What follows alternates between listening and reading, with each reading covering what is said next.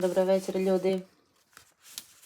Bila sam nekoliko dana bez auta, kao što znate vi koji detaljno baš pratite, i pa sam bila kupila veliki haul prije toga da budemo na miru, da ništa ne fali. I sad sam bila u Lidlu i uzela sam baki i mom tati isto jednu špežu, kako bi se reklo, veliku, i nama, ajmo reći, jednu srednju ili malo manju. Ali svejedno sam vam htjela snimiti jer znam da volite. Tu je račun tako da možete detaljno pogledati poslije. Pauzirajte si. I da vam pokažem ovako na brzinu sve stvari jednu po jednu i iskomentiram šta je ok, šta nije i tako. Odakle sam htjela krenut? Kao i uvijek, naravno, da vas pozdravim i da umorna sam i evo već je mrak pa pomalo sam umorna. Uglavnom da vas pozdravim i da vam se zahvalim kao i uvijek na svemu. Još jedan video sam danas vam izbacila, tako da pratite sve. Možemo krenuti. Krumpir je bio baš predivan, mladi. Uzela sam puno. Koliko je došlo? Da, 3 kila, tako sam i mislila. 1,30 je kila, baš je bio lijepi. Volim krumpir kupovat na markatu, na placu, ali ne idem sigurno još par dana, tako da za sad smo tu. 1 euro, paket spužva, odlične su. Mislim da se ne isplati kupovat viledu za to, jer to se svejedno često baca i tu ih je puno, 6, odlične. Uzela sam upaljače, 1 euro, 3 upaljača, to se isto super isplati, baš su lijepi, slatki. Uvijek ih izgubimo, a uvijek treba. I nije loše ih imati i više ovako za biti spreman za neku, ne daj Bože, katastrofu. Origano sam uzela, jako brzo smo ga potrošili, često radimo picu, mislim da ću raditi danas. Koliko je bio? Mislim da bude oko 1,10 euro. I tako su svi začini u Lidlu i super su. Ne isplati se, po mom mišljenju, kupovat, na primjer, kotani koji je duplo skuplji. Ovo isto me iznenadilo, ovo je bilo euro i nešto sitno, a na primjer Podravka je 2 eura, duplo skuplje, tako da uvijek uzmem ovu ako sam u prilici ja. Odlično.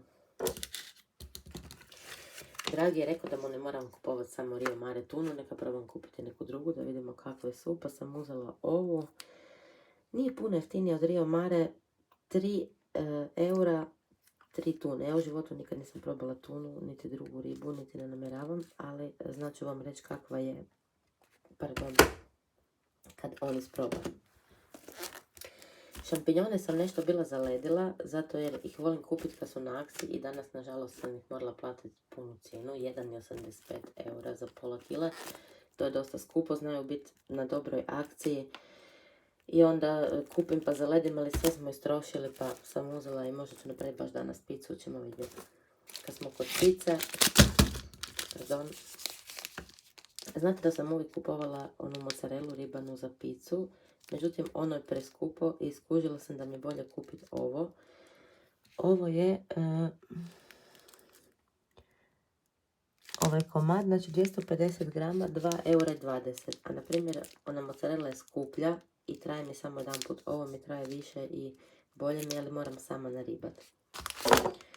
Ovo sam uzela za isprobat, košta 1,10 euro. Kad sam bila mlađa i mala, uvijek sam volila čokoladni mus i postoje uvijek samo onaj Dukat kod nas, tako da želim probati ovaj. To high protein, inače ne volim te stvari, ali ovako za sve neki put zasladiti, ok, da probamo. Uzela sam Dragom veliku kavu, kao i uvijek. Imamo, ali sam istrošila, već sam ostavila u ono čemu drži kavu, već tako da je bilo prazno i volim da imamo uvijek jedan paket ekstra.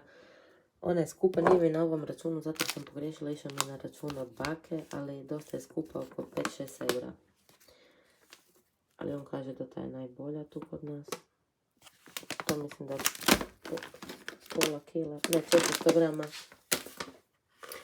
Uzela sam jedan maslac, maslaca nikad dosta, imamo već jedan u frižideru, ali neka i ovaj.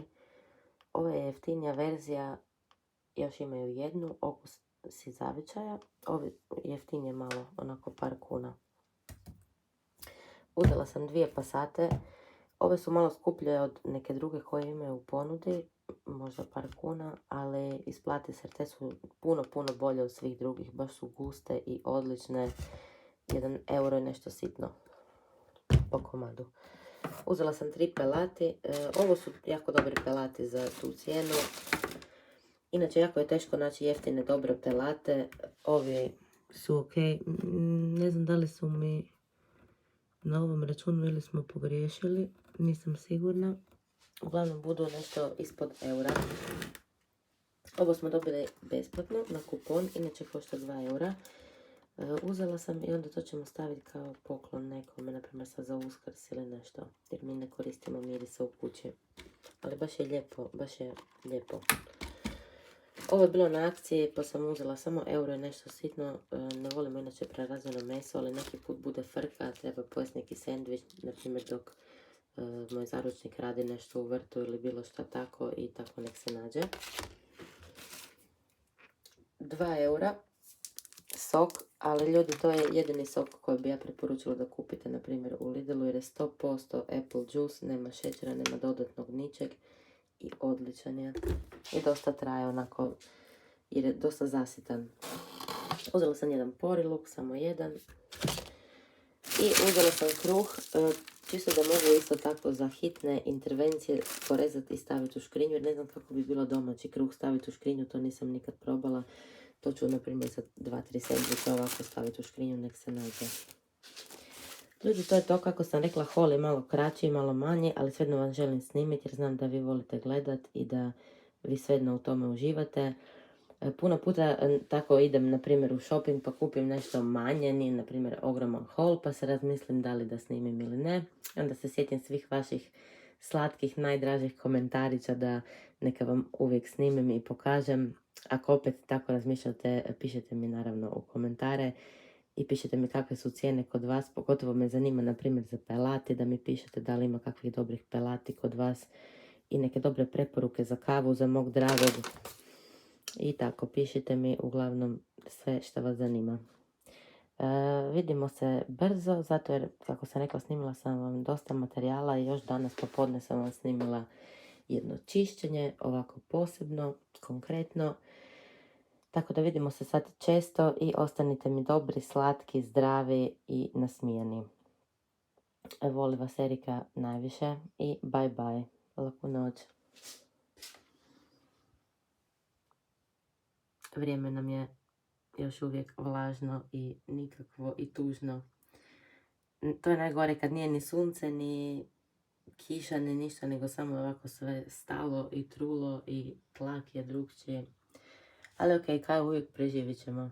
Roba je vani, ako se ne osušit ćemo je polako uzimati unutra i sušiti kraj vatre.